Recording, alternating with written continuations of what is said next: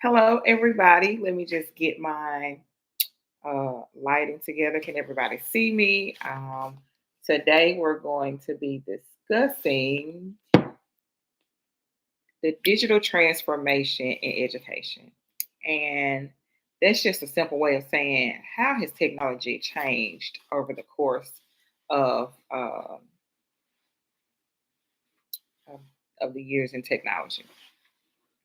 So this is Tuesday, and it is the second day of digital citizenship. Digital citizenship week is every third week in October. October is also cybersecurity awareness month. So we're going to kind of hit on a bit of both of those. But I do want you to kind of keep in mind that um, things are always changing. And with that change, we have to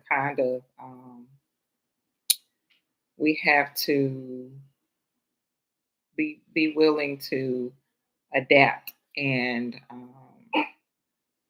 stay focused. Not stay focused, but we have to adapt and be willing to change with the times. So I'm just going to go over a few things that I feel like are very kind of important to the idea behind the transformation of digital in education. Sorry about that. Digital transformation. So the first thing is the historical context. Um, when I was in school, we had a chalkboard and we had some chalk. These days, I teach, like I said, I've been teaching for 15 years. I have been in the same class or department for 14 years. I was an assistant for the first year that I was ever in education. And so I have watched technology change. I have watched the ability to present lessons change. I have seen my classroom transform. Our district has made a lot of changes over those 15 years. And so um, today I have a pretty much a tech infused classroom. And so what that looks like is I have a Promethean board. I have my students have Chromebooks. We are a one-to-one district. Also, I have a Chromebook. I even have a um, a microphone that I can walk around and talk with. I have this little thing that go around my neck, and I can speak into it, and it makes it. I'm heard across my room in the speakers. So my room has changed a lot since then. So I initially had the smart board that was just on the wall, but now I have a rolling Promethean board. So that's one way that the digital arena has transformed my classroom personally, and I'm sure that you guys have some ways that you have also witnessed technology change. And some districts have iPads, some districts have MacBooks. Those are some different things that have changed from the times of the chalkboard and chalk. And you had to go out and you had to hit the erasers so that you would be able to use the chalkboard the next time, or it won't erase if it's too much chalk dust in it. So, next thing I want to talk about is e-learning. Okay, so there are so many e-learning platforms, right? Just me in my classroom because I'm still in the classroom. I teach seventh grade. I use a lot. I use a lot of e-learning platforms. I use Nearpod. I don't know if y'all heard of that, but I'll kind of mention some links, list some links in the description that you guys might be you might want to check out. But I use Nearpod. Nearpod allows you to be able to um, gamify lessons. You can even take your students on like a virtual field trip using Nearpod. Um, I use Everfi. So Everfi is a platform that has an array of different subjects that you can cover with your students. So there's the digital citizenship module. There is a prescription drugs module because, as you know, There is a crisis where students are getting addicted to these prescription drugs. So they have that covered. There's also a vaping module in Everify, and it focuses on giving students the facts about vaping and basically educating them on why they should not be doing it. There's an entrepreneurship module in there. There is a investing, so a financial literacy module. There's tons of things in Everify that you can use with your students. I also use a site called Bonsai, Banzai, and so Bonsai usually um, covers financial literacy, but just within the last year or so, they created a digital citizenship module, and so it's a really good module. I've used it with my students; they really enjoy it. Alongside um, them just going in and interacting with the website. There are they call them life scenarios in the financial literacy part, but they also give you a quite a few worksheets that you can print out and you can walk through as individual lessons that tie into what they learn on the website. Another one is, what else do I use with my students? Oh, I used to use Learning Blade. Learning Blade was really good to introduce them to STEM. So, but I'm pushing STEM. I want our minority students to get interested in these type of positions and career opportunities because we're underrepresented. But I use a lot of those things in my class so that my students are aware that learning is not just lecturing all the time, number one. And number two, I use it as a way for them to understand how to be safe on the internet because that's what digital citizenship is. It is all about being digitally smart and safe on the internet.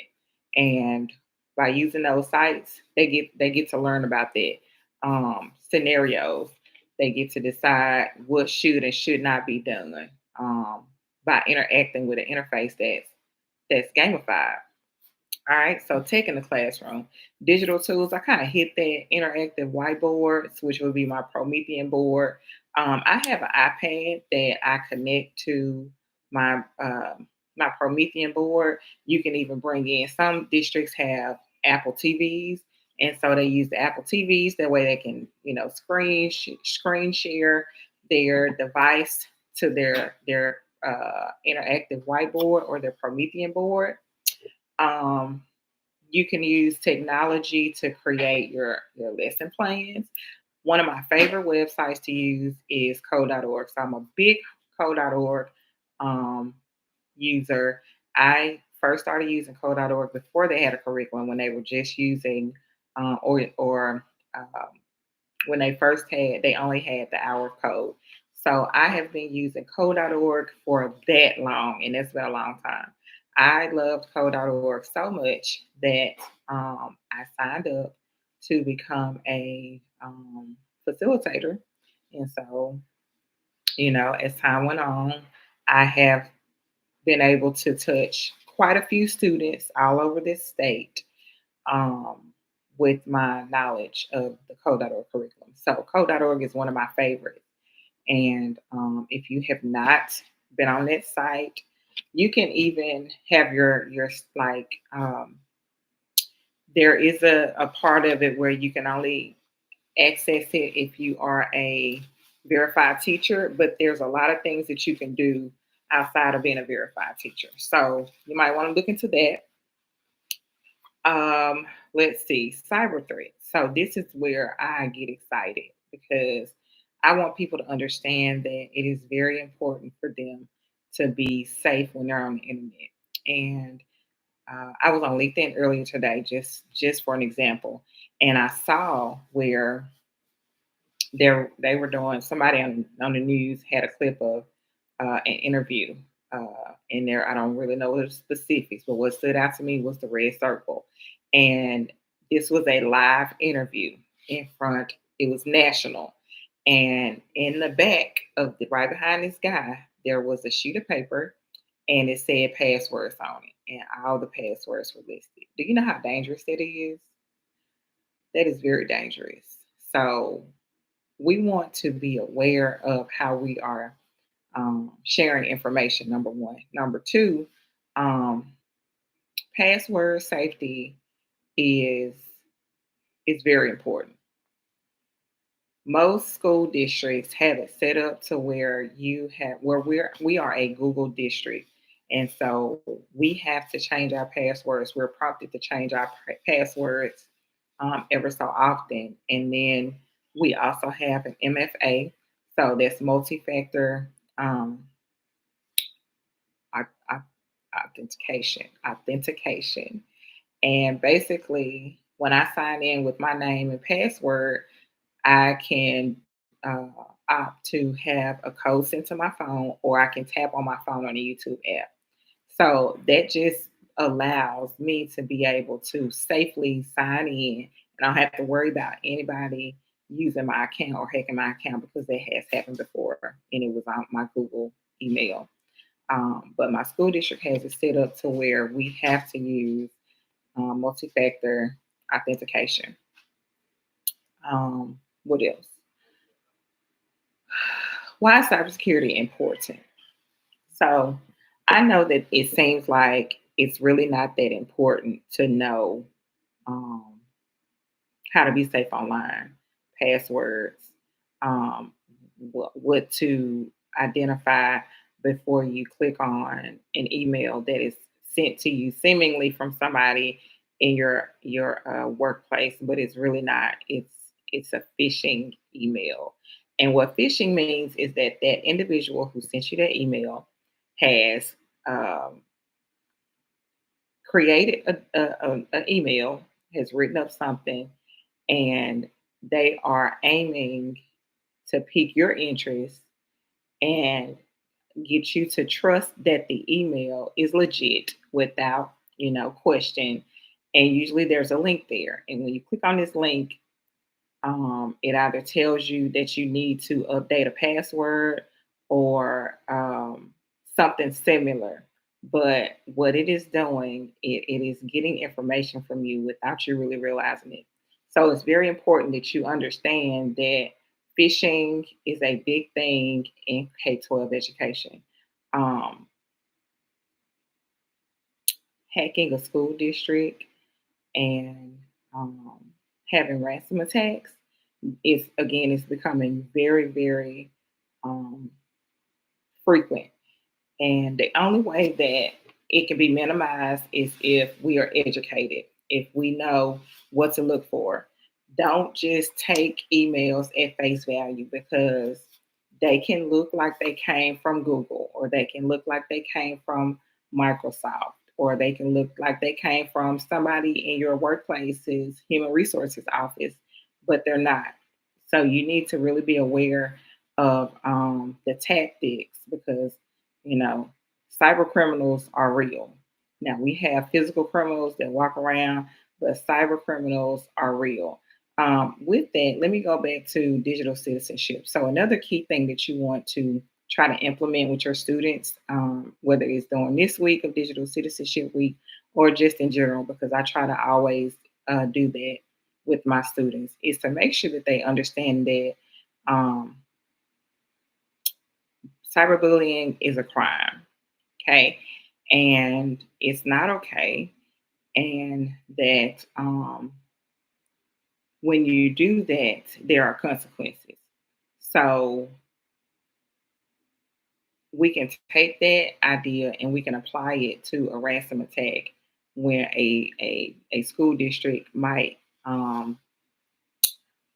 be hacked, and the organization or the individual who has hacked the the district has some of the information that belongs to either, the employees, or um, the the students' information, which you really can't do much with students' information, but the adults who work there, like I said in my last live, direct deposit is the way that people are getting paid, And if they get that information and they're able to use it to hack somebody's bank account, that's going to be an issue.